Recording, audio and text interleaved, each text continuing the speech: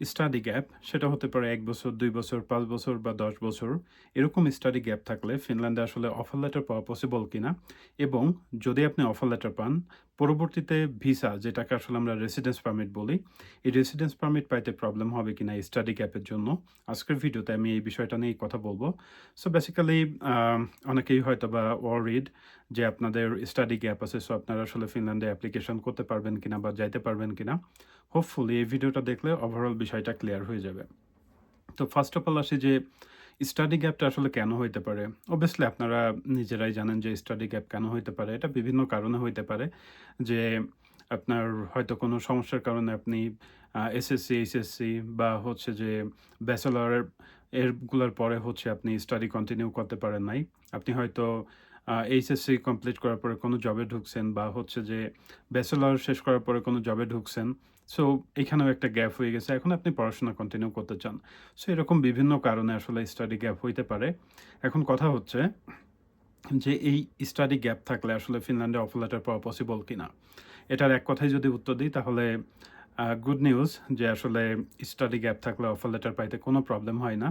কারণ আপনি ফিনিশ ইউনিভার্সিটির ওয়েবসাইটগুলাতে দেখবেন যে ওদের কোথাও লেখা নাই যে আপনার স্টাডি গ্যাপ থাকলে বা আ এই কয়েক বছর গ্যাপ থাকলে আপনি অ্যাপ্লিকেশন করতে পারবেন না।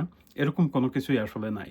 সো বেসিক্যালি যেটা হয় যে আপনার স্টাডি গ্যাপ ৫ বছর, ১০ বছর, ১৫ বা ২০ বছর ডাজন্ট ম্যাটার। আপনি ইজিলি ফিনল্যান্ডে এপ্লাই করতে পারবেন এবং অফার লেটারও পাইতে পারবেন। ইভেন আমার অনেক অ্যাপ্লিক্যান্ট ছিল যারা দেখা গেছে যে ১০ থেকে ১৫ বছর আগে এইচএসসি কমপ্লিট করছে। এরপরে তারা আবার ব্যাচেলর মাস্টার শেষ করছে এবং তারা আবার ফিনল্যান্ডে হচ্ছে ব্যাচেলর করতে চায়। ইন দ্যাট কেস তারা আবার এপ্লাই করছে এবং আবার অফার লেটার পেয়েছে। সো আপনার হচ্ছে যে study gap doesn't matter. Okay? So এটা নিয়ে ওয়ারিড হওয়ার দরকার নাই।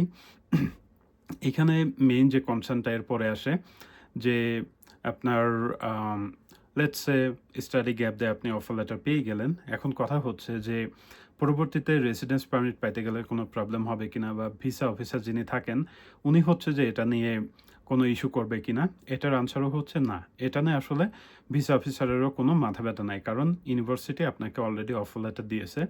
সো ভিসা অফিসারের কনসার্ন হচ্ছে যে আপনার একটা ভ্যালিড অফার লেটার আছে কিনা এবং আপনার স্পন্সরশিপ রিলেটেড ডকুমেন্টস বা ফাইন্যান্সিয়াল যে ডকুমেন্টসগুলো এগুলো ওকে আছে কিনা। যদি এটা থাকে তাহলে টোটালি ফাইন। বাট যেটা হয় যে অনেক সময় দেখা যায় যে ভিসা অফিসার যখন আপনার সার্টিফিকেট দেখবে এবং দেখবে যে আপনার যদি স্টাডি গ্যাপ থাকে, ইন দ্যাট কেস উনি হয়তোবা জিজ্ঞেস করতে পারে যে এই গ্যাপ কেন বা কি হয়েছিল যেটার জন্য আপনি পড়াশোনা কন্টিনিউ করতে পারেন নাই। যদিও এটার পসিবিলিটি আসলে খুবই কম। বাট তারপরেও জিজ্ঞেস করতে পারে। যদি করে তখন আপনাকে অবশ্যই সঠিক কথা বা সত্যি কথা যেটা ওটা বলতে হবে and it's totally fair. So যারা আসলে ফিনল্যান্ডে ২০২৭ এর জন্য এপ্লাই করতে চাচ্ছেন, তাদের জন্য এটাই আপডেট যে আসলে আপনাদের স্টাডি গ্যাপ নিয়ে কোনো প্রবলেম নাই। আপনারা অ্যাপ্লিকেশন করতে পারবেন এবং এটা আপনার অফার লেটার পাওয়া বা ভিসা পাওয়ার ক্ষেত্রে কোনো প্রবলেম আসলে ক্রিয়েট করবে না।